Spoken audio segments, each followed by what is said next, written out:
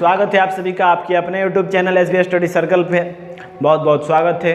हम लोग पिछले लेक्चर में देखे थे कि हम लोग पढ़ रहे थे पहले हिंदी टू इंग्लिश बनाने के लिए ट्रांसलेशन समझ रहे थे बेसिक से कि हम लोग ट्रांसलेशन बनाना कैसे सीखेंगे। हम लोग समझ चुके थे कि पहले से यदि हिंदी टू इंग्लिश करना है तो हमें पहले सब्जेक्ट लिखना है, फिर वर्ब लिखना है, फिर रेस्ट ऑफ सेंटेंस लिखना है। ठीक है, तो हम लोग देखे थे वर्ब दो प्रकार के होते हैं, मेन वर्ब और हेल्पिंग वर्ब। मेन वर्ब देखे थे 5 होता है और हेल्पिंग वर्ब 21 और 3 24 होता है। ठीक है, तो हम लोग फिर पढ़े थे क्या, यदि है हो और हूँ रहने पर हम इज एम आर लिखते थे और वहाँ पे सिंगुलर और सब्जेक्ट 4 होता था, आई यू सिंगुलर प्लूरल। यदि आई रहा तो एम लिखते थे और यू रहने पर हम आर लिखते थे और सिंगुलर रहने पर इज लिखते थे और फिर प्लूरल रहने पर हम आर लिखते थे। ठीक था, इसमें हम एग्जांपल भी देखे थे। फिर दूसरा था कि था थे थी रहने पर हम वाज वेयर लिखते थे। इसमें भी सब्जेक्ट यानी कि 4 हमेशा होता है, आई यू और सिंगुलर प्लूरल। तो वैसे ही वाज वेयर में था तो आई रहने पर हम वाज लिखते थे, यू रहने पर हम वेयर लिखते थे और उसके बाद सिंगुलर रहने पर वाज और प्लूरल रहने पर वेयर लिखते थे। इसका भी एग्जांपल देख लिए थे।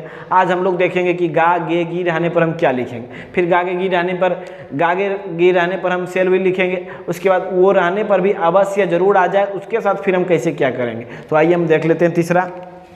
यदि सेंटेंस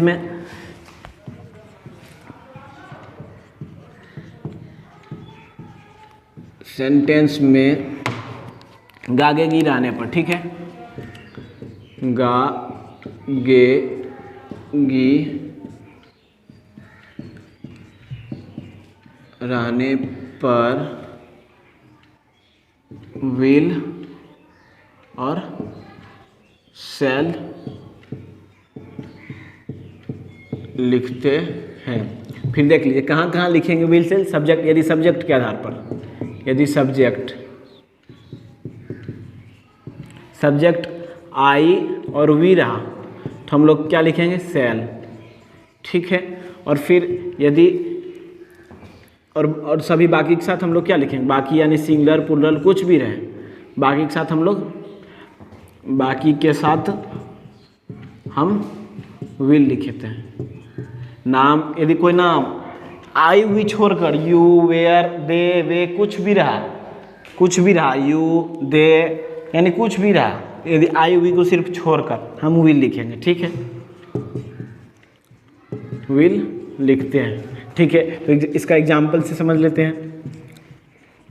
मैं तैयार रहूँगा, गागे गी आ गया इसमें सेंटेंस में, गा है ना, गा रहने पर गे रहने पर गी रहने पर हम विल और सेल लिखते हैं। ठीक है, ये तीसरा हो गया। वहाँ पहले हम देखे थे कि अथी है हो ही ह्यू रहने पर, फिर था थे थी रहने पर देखे थे। अब देखेंगे गागे गी रहने, यानी ये सब हेल्पिंग वर्ब के बारे में समझ रहे हैं। क्या रहने पर हम क्या लिख सकते हैं, क्या रहने पर हम कौन सा सब्जेक्ट लिखेंगे। ठीक है, मेरे हिसाब से कोई प्रॉब्लम नहीं होना चाहिए। यदि कोई प्रॉब्लम है तो आप कमेंट बॉक्स में लिखिए, मैं उसमें सुधार करूँगा। ठीक है, मैं तैयार रहूँगा तो पहले हमको क्या लिखना था, हम पढ़े थे क्या, पहले हमें सब्जेक्ट लिखते हैं। सब्जेक्ट इसमें क्या है, मैं यानी आई। फिर आई रहने पर हम लोग क्या लिखते हैं, आई और वी रहेगा तो हम लोग सेल लिखेंगे। तो आई सेल, फिर रेस्ट ऑफ सेंटेंस क्या हो जाएगा, तैयार यानी रेडी।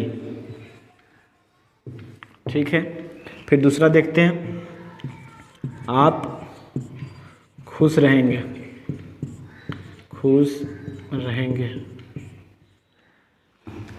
आप खुश रहेंगे यानी कि आप खुश रहेंगे। तो ये आप क्या हो गया, सब्जेक्ट हो गया। तो यहाँ पर यू है तो यहाँ पर आई वी के साथ सिर्फ से लिखते हैं, बाकी के साथ हम विल लिखते थे। यू का आपका हो गया यू और हम आपके साथ आप हो गया ये सब्जेक्ट। फिर हम लोग क्या लिखेंगे, बाकी के साथ विल बोला है लिखने, तो यू के साथ हम विल लिखेंगे, वी विल हैप्पी। ठीक है, हैप्पी लिखेंगे। तो ये समझ गए होंगे। यदि आई वी रहेगा तो हम सेल लिखेंगे और बाकी सबके साथ हम विल लिखेंगे। ठीक है, पहले गागे गी रहने पर विल सेल लिखेंगे। ठीक है, यदि सब्जेक्ट में आई वी रहने पर हम सेल लिखते हैं और बाकी के साथ हम विल लिखते हैं। यानी कि मैं तैयार रहूँगा तो मैं क्या हो गया, सब्जेक्ट हो गया और सब्जेक्ट मैं के साथ हमको क्या लिखना है, सेल। तो उसके बाद रेस्ट ऑफ सेंटेंस यानी रेडी लिखा गया। फिर आप खुश रहेंगे या क्या, आप इसमें सब्जेक्ट क्या हो गया, यू। उसके बाद क्या लिखना है हमको, बाकी के साथ विल लिखा जाता है। तो ऐसे ही हम फिर सब रेस्ट ऑफ सेंटेंस हैप्पी लिख दिए। ठीक है, लेकिन एक अपवाद है यानी कि नोट पॉइंट है। नोट पॉइंट, यदि देख लीजिए, यदि गागे गी रहे लेकिन सेंटेंस में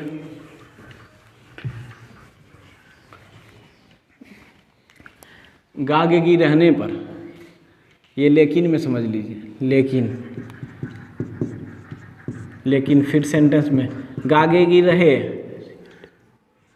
सेंटेंस में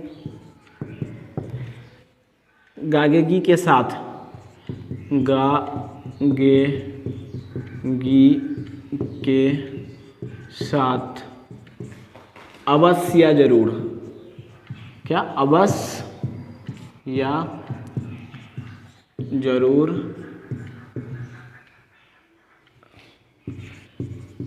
रहने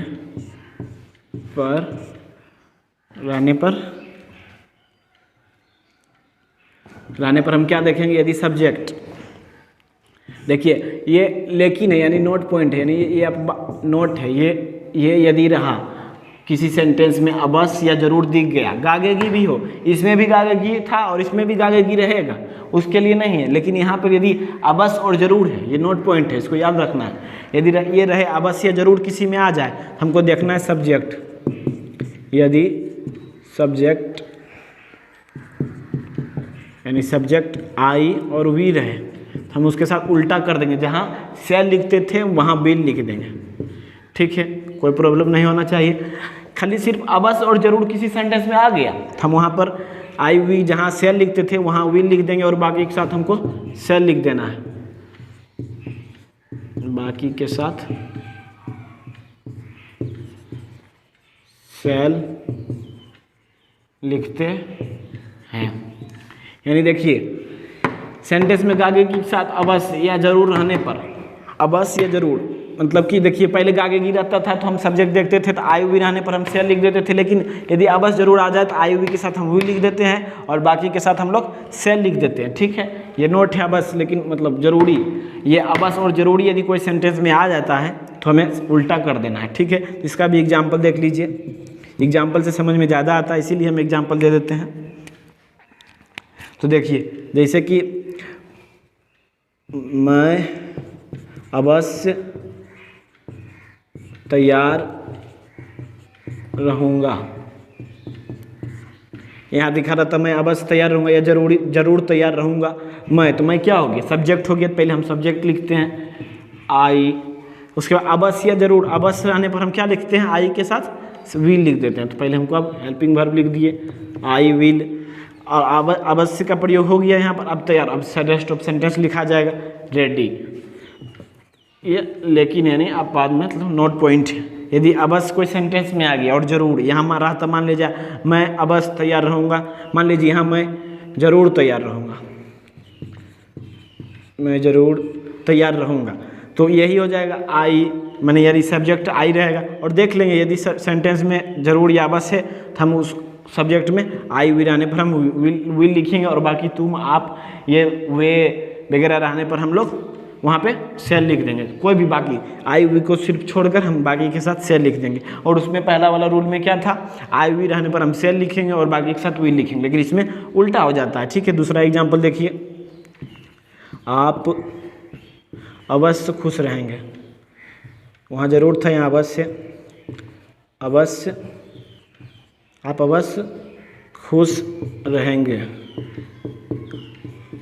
आप अवश्य खुश रहेंगे, अवश्य आ गया इस सेंटेंस में। जहाँ अवश्य और जरूर नहीं रहे तब हम आई वी के साथ शैल लिखते हैं और बाकी के साथ विल लिखते हैं, लेकिन यहाँ अवश्य जरूर आने पर आई वी के साथ हम विल लिखेंगे, उल्टा हो जाएगा, और बाकी के साथ हम लोग शैल लिखेंगे, ठीक है। तो आप क्या हो गया, ये सब्जेक्ट आप यानी कि बाकी इसमें आ जाता है, तो इसमें हम यू हो गया, यू वी के साथ, यू के साथ हमको क्या बोलता है लिखने, बाकी के साथ शैल लिखिए, तो हम शैल लिखेंगे, जो रूल बोलता है उसको हमें फॉलो करना है। और फिर खुश है तो यानी रेस्ट ऑफ सेंटेंस फिर हैप्पी लिखा जाएगा, बस सिर्फ उसी का उल्टा कर देना है, नो प्रॉब्लम। उम्मीद है आप लोग समझ गए होंगे। सो आज तक के लिए इतना ही, फिर हम लोग अगले वीडियो में देखते हैं कि नेक्स्ट और कुछ रहने पर हम क्या प्रयोग करेंगे, इसके बारे में समझेंगे। सो हमारे चैनल पर जो नया है, यदि वीडियो पसंद आया है तो वीडियो को लाइक करें और सब्सक्राइब जरूर करें, शेयर करना ना भूलें। निंदा से घबराकर अपने लक्ष्य को मत बदलो, क्योंकि लक्ष्य मिलते ही निंदा करने वालों की राय बदल जाती है। इसका कहने का मतलब है कि हमें कुछ लक्ष्य पाना है, उसमें निंदा यानी आलस करते हैं तो हमारा लक्ष्य मतलब भटकने लगता है। तो हम लोग वहाँ पे हमें क्या करना है, अपने निंदा को घबराना नहीं है, उसे तोड़कर उसे मेहनत कर यदि आप निंदा करते हैं, तो आलसी रहते हैं, तो आपको लोग भला बुरा कहते हैं। लेकिन अपना लक्ष्य में यदि आप सफल हो जाते हैं, यदि कोई आपको बढ़िया जॉब मिल गया, कोई सफल आप यदि हो गए, तो आपको जो भला बुरा बोलता था वही आपका फिर अब वो अपना राय बदल कर आपको अच्छा बोलेगा। इसीलिए हमें निंदा से कभी घबराना नहीं चाहिए और कड़ी मेहनत करना चाहिए और अपना एक लक्ष्य बना कर चलिए, फिर हम उसमें ज़रूर से ज़रूर सफल होंगे। सो आज तक के लिए इतना ही। Thank you.